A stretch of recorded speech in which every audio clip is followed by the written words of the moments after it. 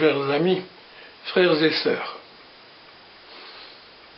si j'étais Dieu, ce n'est pas ainsi que je m'y prendrais avec les hommes et le monde. Qui de nous, devant le triste spectacle qu'offre l'humanité, et aussi devant notre propre incapacité d'atteindre si souvent le bien vers lequel nous tendons, n'a pas fait une réflexion analogue? L'homme, vous et moi, nous sommes toujours pressés d'ordonner, de juger, de condamner, de cataloguer. Nous sommes impatients devant les imperfections du monde, surtout celles des autres, parfois de notre propre imperfection. Nous sommes démunis devant cette réalité souvent incompréhensible et accablante du mal autour de nous et en nous. Nous rêvons fébrilement de bâtir parfait, au point d'oublier la loi la plus fondamentale de la condition humaine, la loi de la croissance, de la maturation, de la germination. Et voilà que le Christ nous dit aujourd'hui ce qu'il en est de son royaume. Probablement cette parabole de livrer parmi le bon grain a été provoquée par une question de certains membres de son entourage, amis ou adversaires. Pourquoi lui, Jésus, ne forme-t-il pas un groupe de purs, comme les pharisiens, qui tiennent une place importante dans la société juive?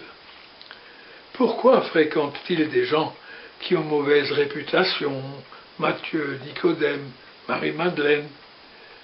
Pourquoi les invite-t-il à venir vers lui?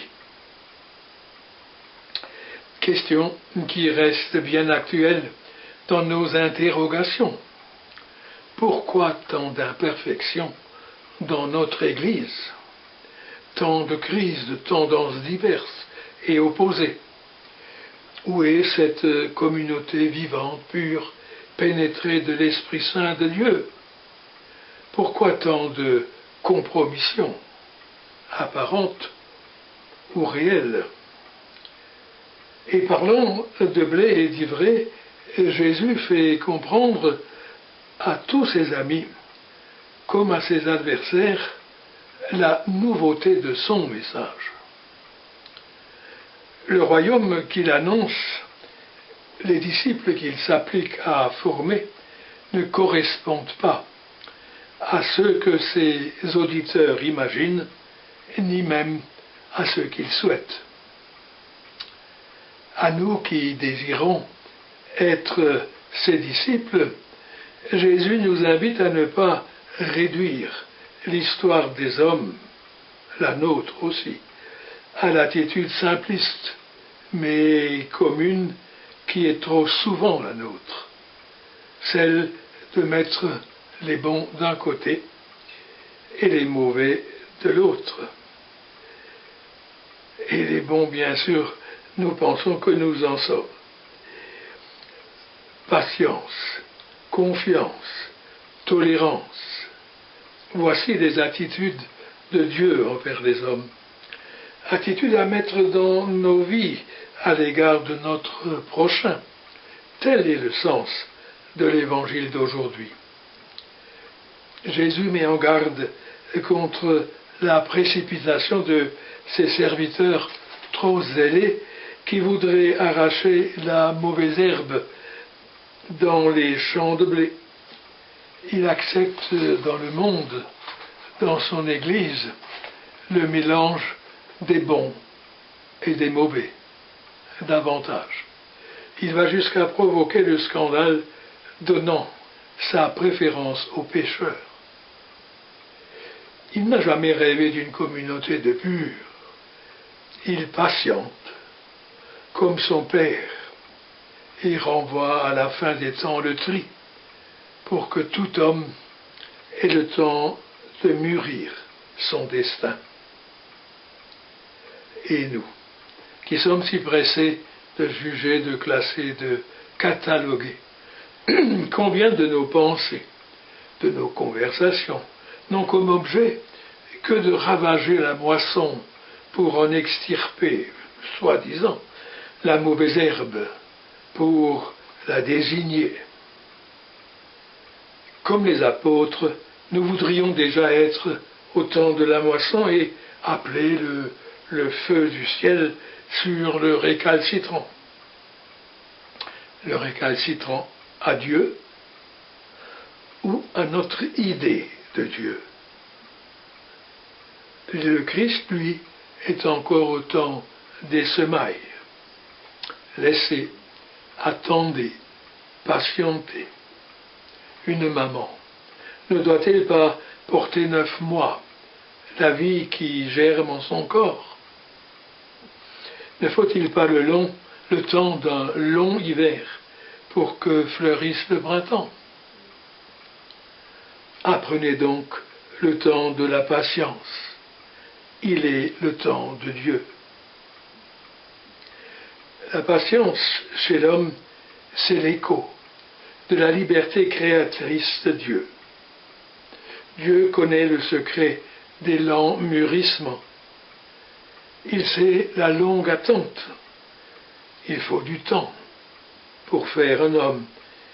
Il faut du temps pour trouver le chemin mystérieux qui mène au cœur que l'on veut toucher. Dieu a le souvenir des longues courses pour retrouver le peuple égaré. Son amour a le poids de son attente. Il n'éteint pas la mèche qui fume encore. Il n'écrase pas le roseau brisé. Tel un père qui, chaque matin, s'en va sur la colline voir si son gamin, qui est parti en claquant la porte, ne revient pas. Ainsi Dieu. Oui, et l'histoire des hommes, notre histoire personnelle, s'inscrit dans cette lente recherche qui est celle de chaque croyant pour acquérir, parfois douloureusement, l'attitude de Jésus-Christ devant ceux qui restent le mystère du mal. L'ivraie et le bon grain, c'est notre vie de tous les jours. Nous aimerions des frontières extérieures à nous pour vivre confortablement dans un petit monde étriqué que nous nous fabriquons pour vivre tranquillement, en écartant la patience et surtout la confiance. La confiance, celle à laquelle nous invite Jésus-Christ, c'est la confiance qui accepte les risques, qui croit aux possibilités de changement, de conversion de tout homme. Cette confiance qui réalise dans le présent quelque chose de ce qui est en germe dans le monde depuis que Dieu est devenu l'un de nous. Sans la confiance, il n'y aurait pas de brebis perdues et retrouvées, pas d'enfants prodigues partis et revenus, de ferment dans la pâte humaine. Ah, si dans la hâte ou le désespoir, on arrachait la mauvaise herbe, il n'y aurait ni Saché, ni Marie-Madeleine, ni vous, ni moi. Amen.